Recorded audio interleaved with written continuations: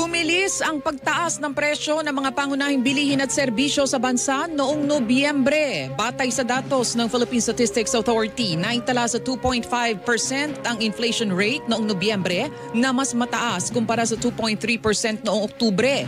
Pangunahing sanhi ng pagbilis ng inflation ay ang pagtaas ng presyo ng pagkain, nakalalasing at hindi nakalalasing na inumin, tabako, furnishings, household equipment at routine household maintenance. Bukod pa yan sa gastusin sa personal care at miscellaneous goods and services. Bagamat tumaas, mas mababa pa rin ito kumpara sa 4.1% na inflation rate noong Nobyembre ng nakaraang taon. Sa gitna nito ay tiniyak ni National Economic Development Authority o NEDA Secretary Arsenio Balisacan na patuloy na gumagawa ng hakbang ang pamahalaan upang mapanatiling matatag ang presyo ng mga pangunahing bilihin.